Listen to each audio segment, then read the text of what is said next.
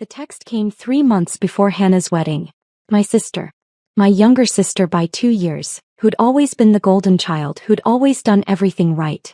And I was Marcus, the family disappointment who'd dropped out of law school after 1 semester. Marcus, I need to talk to you about the wedding, the text began. Professional. Clinical. Like she was firing an employee she'd never actually met. I was sitting in my chambers at the Ninth Circuit Court of Appeals, reviewing briefs for oral arguments scheduled the following week. The mahogany desk, the leather chair, the view of downtown San Francisco. None of it registered. I just stared at my phone. James's family is, well, they're important. His father is Judge Theodore Whitmore. Federal District Court. His mother sits on the boards of the Symphony and the Children's Hospital. This wedding is a significant social event. I could see where this was going. I'd seen it coming for years. I know this is difficult, but I think it's best if you don't attend. Mom and Dad agree. We can't risk you saying something inappropriate or, I don't know, showing up in one of those thrift store suits you wear. James's family is already concerned about our family's background. Our background. We grew up middle class in Sacramento. Dad was an accountant. Mom was a teacher. We weren't wealthy, but we weren't poor. We were comfortable. Normal. But Hannah had always wanted more. She'd gone to Stanford on scholarship, graduated summa cum laude, landed a position at a prestigious law firm in San Francisco. She'd clawed her way into rooms I'd never thought she'd reach. And she'd met James Whitmore III, associate at another firm, son of a federal judge, heir to old San Francisco money. I typed back, "Congratulations on your engagement. I understand. I hope you have a beautiful day." 3 minutes later, Mom called. "Marcus, honey, you know we love you." "I know, Mom. It's just, this is Hannah's day. And James's family. They're very traditional. Very particular. Hannah's worked so hard to fit in with them. We can't have anything jeopardize that." "I understand. Do you? Because I need you to really understand. Judge Whitmore is one of the most respected federal judges in California. His wife, Catherine, is from one of the oldest families in the state. Their circles are, well, they're not used to people who..." She trailed off. "Who dropped out of law school." I finished. "Marcus, you know that's not what I meant." But it was exactly what she meant.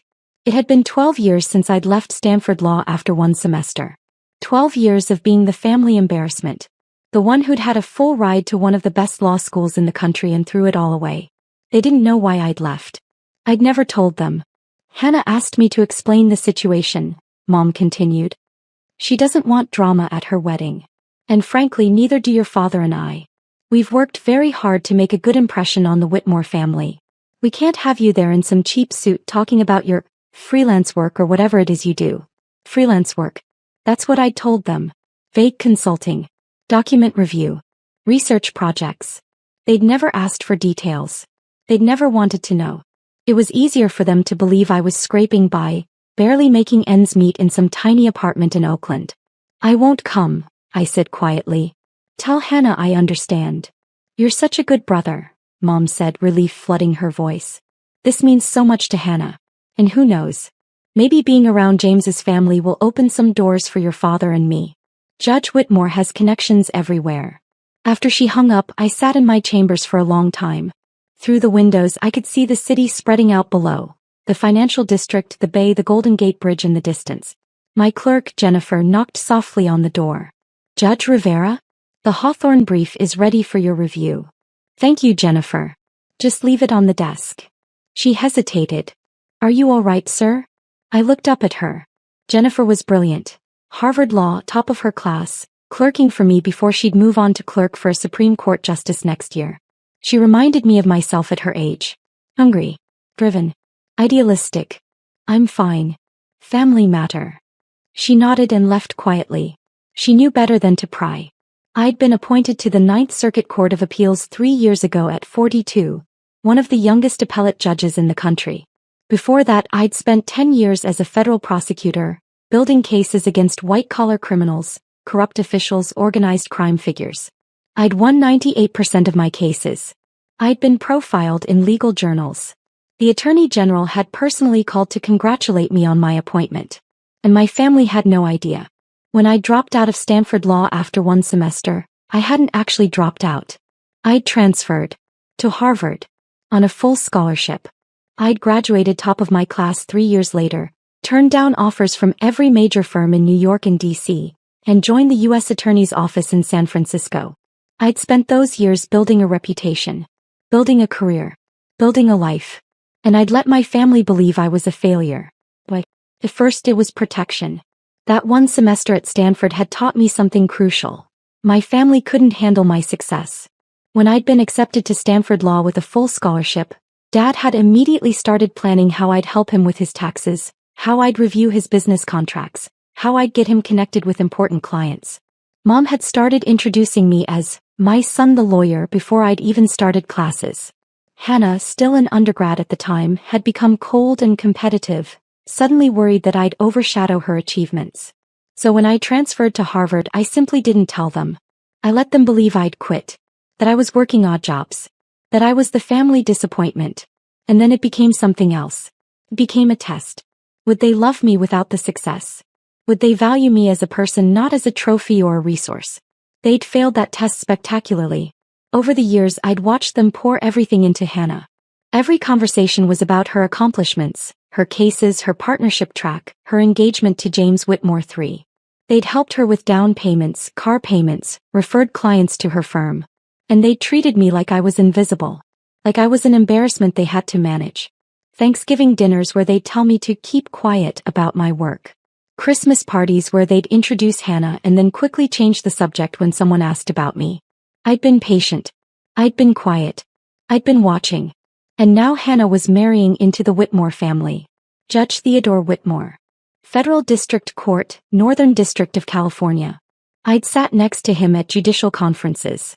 We'd served on panels together. He'd written me a personal recommendation letter when I'd been nominated for the Ninth Circuit. He'd called me the finest legal mind of my generation. He had no idea I was Hannah Rivera's brother.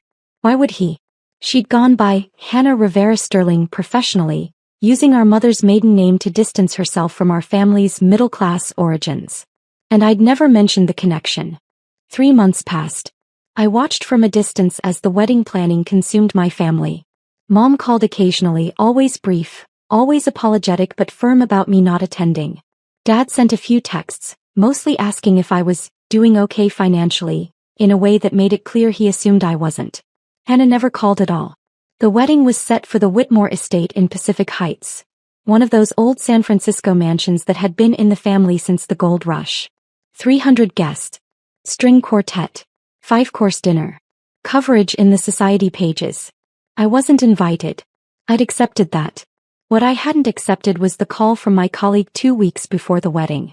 "Marcus, this is awkward," Judge Patricia Chin said. She was a fellow Ninth Circuit judge appointed the same year I was. "We'd become friends. But I need to give you a heads up."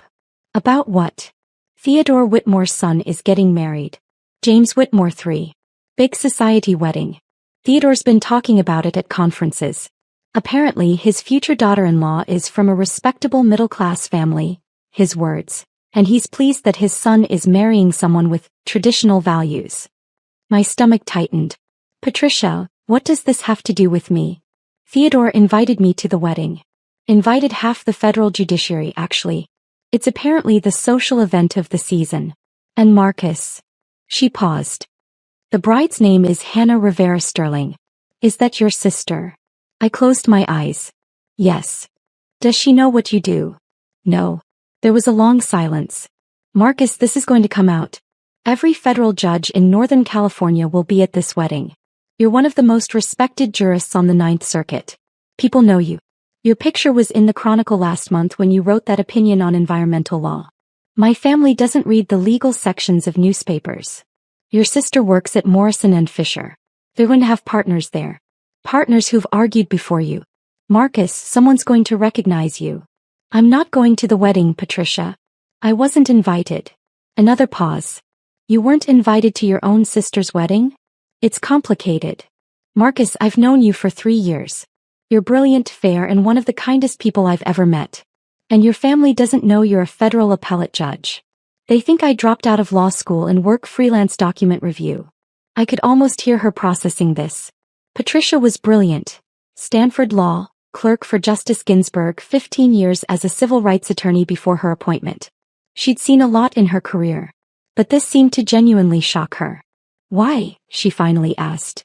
Because I wanted to know if they'd love me without the title. Without the prestige. Without the connections. I laughed, but there was no humor in it. Turns out they don't. I'm sorry, Marcus. Don't be. I've known for years. This just confirms it. So you're really not going? I wasn't invited, Patricia. My mother explicitly told me not to come because I'd embarrass them in front of the Whitmore family. That's... She struggled for words. That's horrible. It is what it is. Theodore talks about you all the time, you know. Rivera's opinion on environmental standing was masterful. Rivera's oral argument skills are unmatched. Rivera's going to be on the Supreme Court someday. He has no idea his son is marrying your sister. And I'm not going to tell him. Marcus, you should come to the wedding. You were invited. I'm inviting you as my plus one. You have every right to be there. I thought about it. The confrontation. The revelation. The look on Hannah's face, on my parents' faces when they realized who I was. What I was. It was tempting. God, it was tempting. I'll think about it, I told Patricia. I didn't have to think long. 2 days later, Mom called. Marcus, we need you to do something. What is it, Mom? Hannah needs someone to watch the house during the wedding. You know, make sure no one breaks in, water the plants, that sort of thing. Since you're not doing anything that day anyway. Since I wasn't doing anything. Since I had nothing better to do than be my successful sister's house sitter during her society wedding. We'll pay you, Dad added. He joined the call. $200. That should help with your rent. $200. I made $220,000 a year as a federal judge. I owned a 3-bedroom condo in Russian Hill worth $2.3 million. I had investments, savings, a pension that would pay me for life. And they wanted to pay me $200 to watch Hannah's house. Actually, I said slowly, I won't be available that day. I have a work commitment. Marcus, you can't blow this off, Mom said sharply. This is important. Hannah's counting on you. Hannah told me not to come to her wedding because I'd embarrass her. But now she's counting on me to watch her house. Don't be dramatic. You know what I mean. Your family. This is what family does. Then I'll see you at the wedding. There was a stunned silence. Marcus, we talked about this, Dad said. You're not invited. James's family. Judge Whitmore invited me, I said calmly. Or rather, Judge Chin invited me as her guest. I'll be there. You can't just show up. Hannah's voice cut in. She'd been listening the whole time. Marcus, this is my wedding. My day. You'll ruin everything. How would I ruin it, Hannah? By showing up in some cheap suit, by saying something stupid, by making James's family think we're trash. I supplied quietly. Is that the word you're looking for? I didn't say that. But you thought it.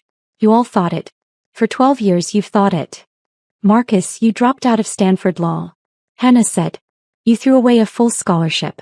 You work dead-end freelance jobs. You live in some tiny apartment. You drive a car that's 15 years old.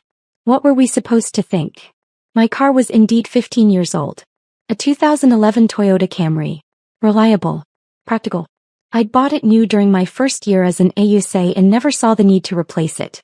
But in Hannah's world, the car you drove mattered more than the person driving it. I'm coming to the wedding, I repeated. Judge Chin invited me. If you have a problem with that, take it up with her. I hung up. My phone exploded with texts. Dead. Hannah. Even Hannah's maid of honor, my cousin Jessica, who apparently felt the need to weigh in on family drama that wasn't hers. I ignored them all. The day of the wedding arrived. I put on my best suit, a custom-tailored Tom Ford I'd bought for judicial conferences. Navy blue. Impeccably fitted. I looked good. I looked exactly like what I was. A successful federal appellate judge at the top of his career. I picked up Patricia in my 15-year-old Camry.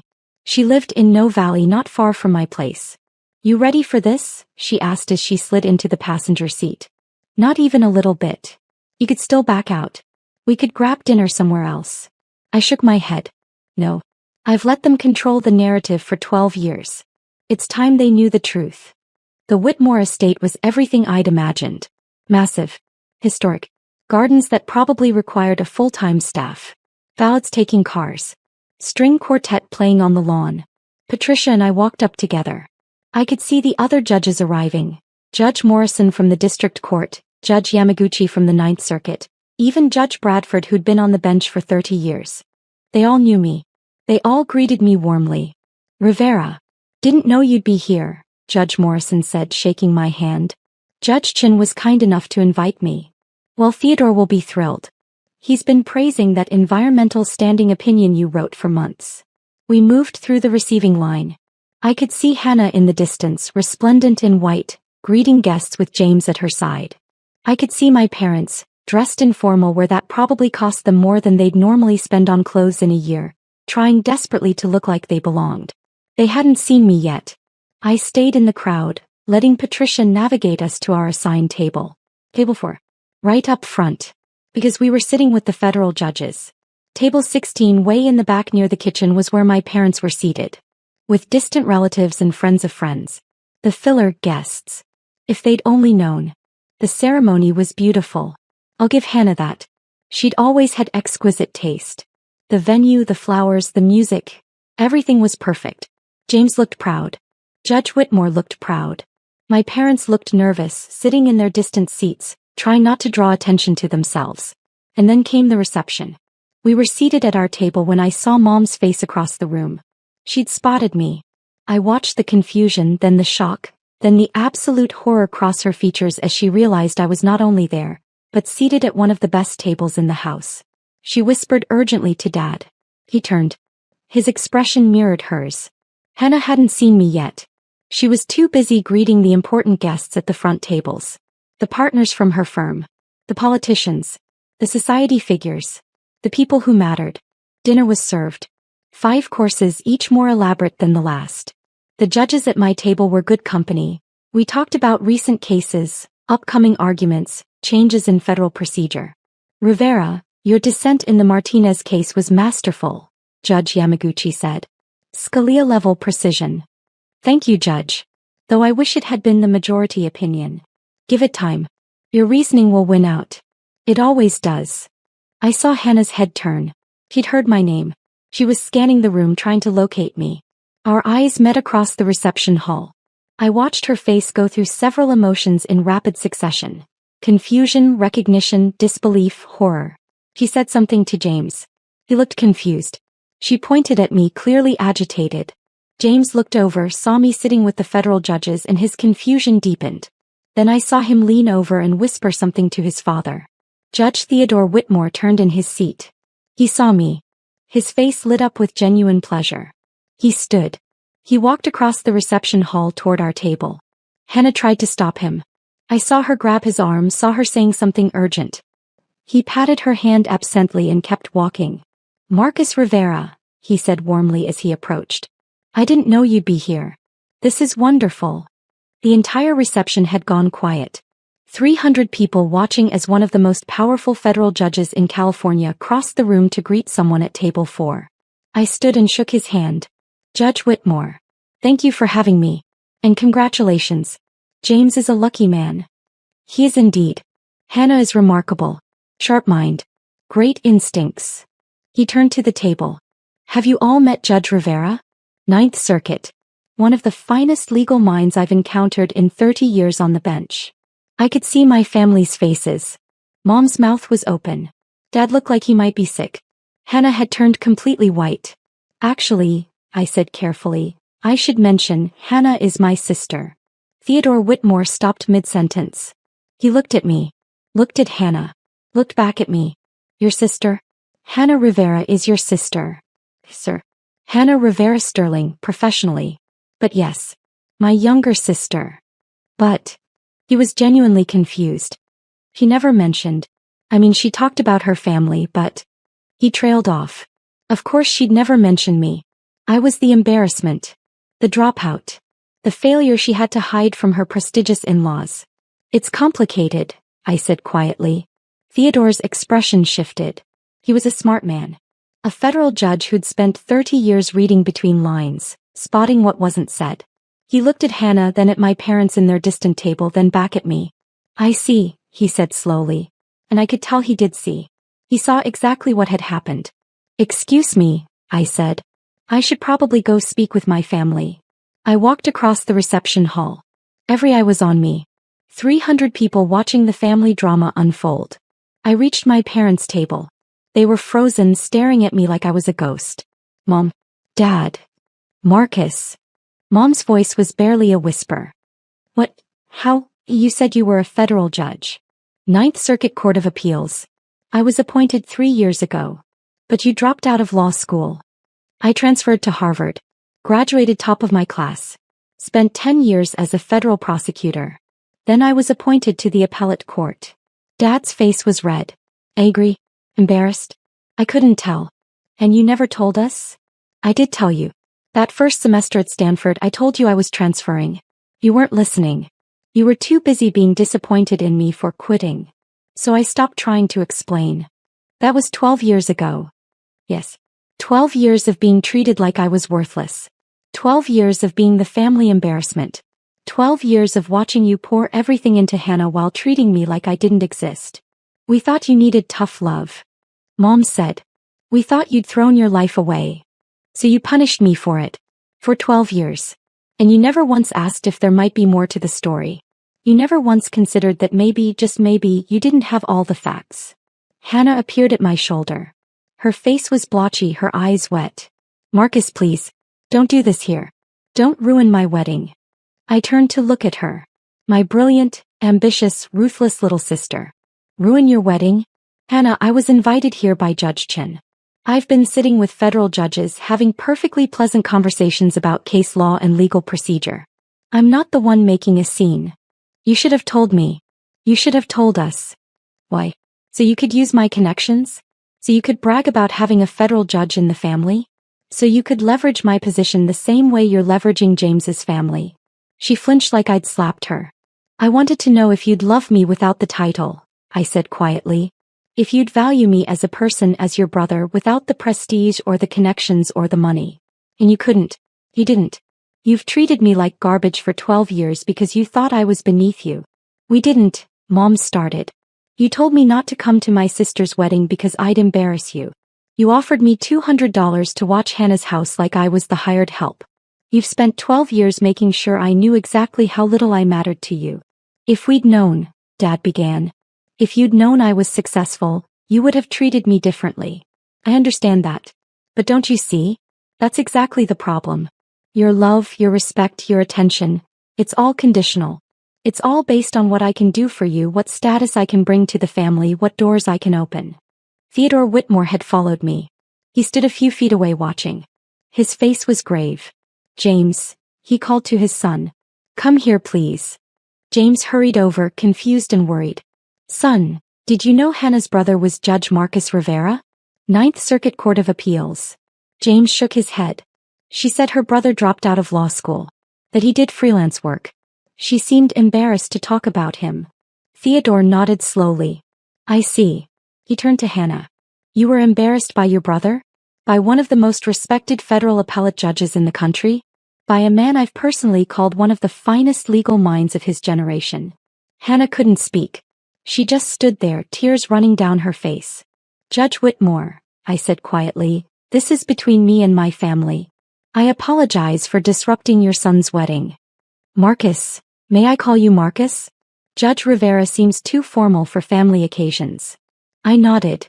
Marcus, you've disrupted nothing. You were invited here by Judge Chin. You've been a perfect guest. Your family, however. He looked at my parents, at Hannah. Your family has some explaining to do. He gestured to one of the staff. Please escort Mr. and Mrs. Rivera and their daughter to the library. I think we need to have a conversation. Theodore, we don't need to, Hannah started. We do, he said firmly. James's wedding day or not, we absolutely do need to have this conversation. Because the woman my son is marrying just told me that her brother, a federal appellate judge, dropped out of law school, and was too much of an embarrassment to invite to her wedding. We moved to the library. Theodore. His wife Catherine. James.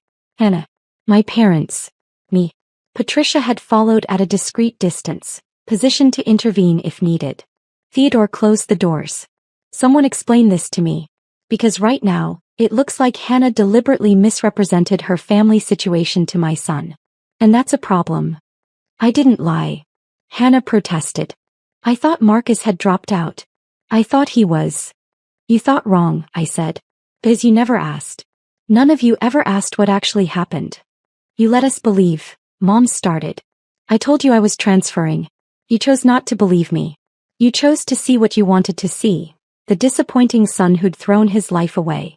It fit your narrative better. It made Hannah look better by comparison. So you went with it. Catherine Whitmore spoke for the first time. Her voice was cold.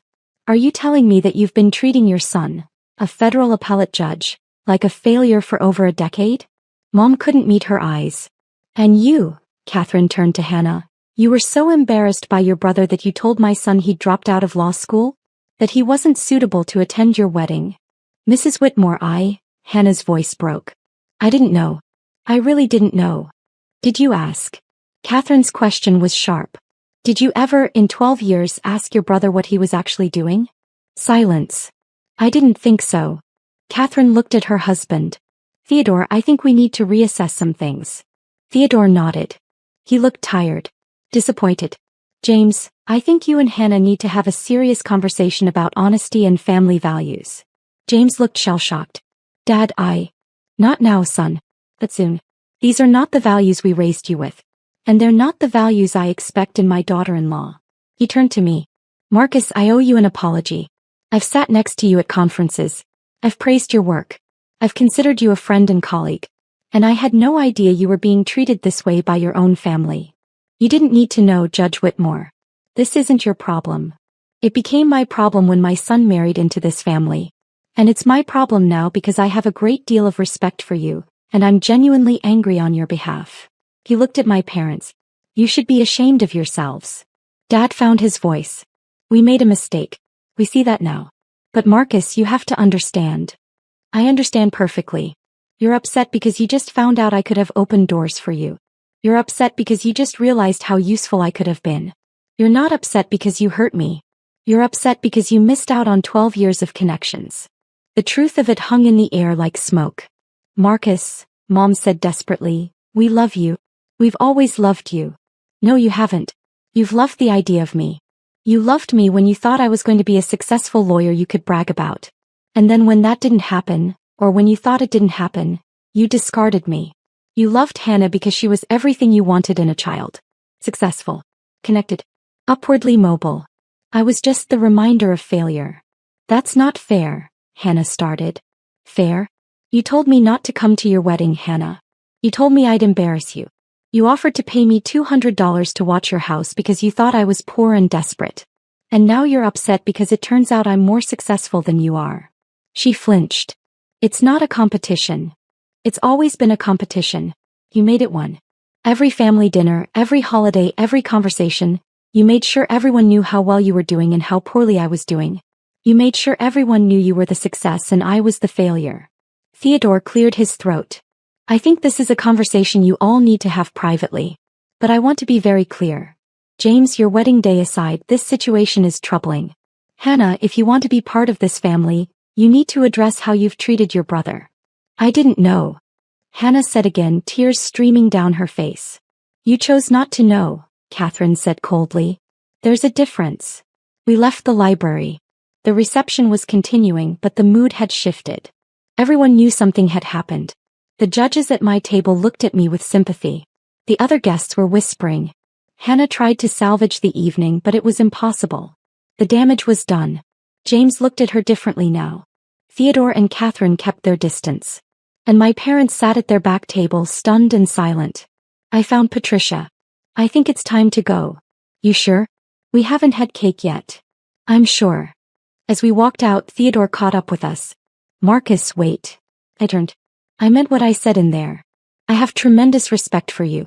As a jurist, as a colleague, and now knowing what you've endured from your family as a person. You've handled this with remarkable grace. Thank you, Judge Whitmore. And Marcus, your family's loss is the legal community's gain. We're lucky to have you. I nodded, not trusting myself to speak. Patricia drove us home in silence. We stopped at a bar in North Beach, ordered drinks, and sat without talking for a long time. You okay? She finally asked. I don't know. Ask me in a week. That took courage, what you did. Or stupidity. I'm not sure which. Courage, she said firmly. Definitely courage. The next morning I woke to 47 missed calls and 126 text messages. Dad, Hannah, even James. I ignored them all. A week later a letter arrived. Formal. Legal letterhead. From Theodore Whitmore's personal attorney. My heart sank. Was he going to sue me? Accuse me of ruining his son's wedding? I opened it carefully. Dear Judge Rivera. After the events of last Saturday, Judge Theodore Whitmore would like to extend a personal invitation to you for dinner at his home. He understands if you would prefer to decline given the circumstances, but he wishes to make clear that he considers you a valued colleague and friend, and he would very much like to continue your professional and personal relationship independent of your family connections. Please contact his office at your convenience to arrange a suitable date. I stared at the letter for a long time. Then I called Patricia. He wants to have dinner with me. Theodore Whitmore. Wants to have dinner with me. Of course he does. You're brilliant, you're accomplished, and you just proved you have more integrity in your little finger than your entire family combined. Should I go? Marcus, that man has been praising you for years. He recommended you for the Ninth Circuit. He's not inviting you because you're Hannah's brother. He's inviting you because you're Marcus Rivera. Take the meeting. I did. 3 weeks later I had dinner at the Whitmore estate. Theodore. Catherine. James. No Hannah. No my parents. We talked about law, about upcoming cases, about the challenges facing the federal judiciary. It was professional, respectful, pleasant. At the end of the evening as I was leaving, Theodore walked me to the door. Marcus, I need to tell you something. Hannah and James are in marriage counseling. I stopped. I'm sorry. I never meant. Don't apologize. They need it. What happened at the wedding? It revealed some issues that needed addressing. Hannah's relationship with the truth, with her family, with her own insecurities. James's tendency to take things at face value without asking questions. They're working through it. And you? How do you feel about all of this? Theodore smiled sadly. I feel like I failed my son. I taught him to value prestige and status. I taught him that success mattered more than character. And he chose a wife who embodied those values. So in a way this is my fault too. Judge Whitmore. Theodore. Please. Call me Theodore. Theodore, you're not responsible for my family's behavior. No. But I am responsible for teaching my son the values that made that behavior acceptable to him. Hannah told him her brother was a dropout and James never questioned it. Never thought to ask why a family would treat a member that way. He just accepted it because it fit the narrative they wanted. Is Hannah angry with me? Furious. Humiliated. Embarrassed. All of the above. But she's also starting to understand what she did. What your whole family did. The counselor has been enlightening for both of them. What about my parents? They've called here 17 times. Catherine refuses to take their calls. I've spoken to your mother twice. She wants me to convince you to forgive and forget. She thinks this is all a misunderstanding that can be smoothed over. Of course she does. Marcus, I'm not going to tell you what to do. But I will tell you this. You don't owe them anything. Not forgiveness. Not reconciliation. Not even acknowledgement. What they did to you is cruel. Systematic. Sustained over 12 years. That's not a misunderstanding. That's a choice. I nodded, feeling the weight of his words. But, he continued, if you do choose to reconcile, do it on your terms. Not theirs. Don't let them rewrite history. Don't let them pretend this was all just a mistake. Make them own what they did. 6 months passed. Hannah and James stayed married, but the relationship was strained. I heard through the grapevine that Hannah had been passed over for partner at her firm. Apparently her managing partner had been at the wedding and witnessed the entire debacle. Reputation mattered in big law and Hannah's had taken a hit. My parents tried everything to get me to talk to them. They showed up at my condo. Security turned them away. They sent letters, I returned them unopened. They tried to go through Theodore, he refused to facilitate. Finally, Dad sent a text that was different from all the others. Marcus, I'm not asking for forgiveness. I'm not asking you to forget. I just need you to know that I understand now. I understand what we did to you. I understand why you stopped trying to tell us the truth. And I understand that we don't deserve another chance. But I love you. I've always loved you. And I'm sorry. I'm so sorry. I read that text 20 times. Then I wrote back, I appreciate you saying that. But I need time. A lot of time. Maybe someday we can talk. But not today. His response was immediate. I understand. I'll be here whenever you're ready. I love you, son. It wasn't reconciliation. It wasn't forgiveness. But it was acknowledgement. And maybe someday it would be enough. A year after the wedding, I was nominated for the Supreme Court. Youngest nominee in 60 years. Theodore Whitmore wrote my recommendation letter. So did Patricia Chin. So did every judge I'd ever worked with. The confirmation hearings were brutal, but I was confirmed by a substantial majority. My parents watched it on C-SPAN. Hannah called to congratulate me. Her voice was subdued, careful.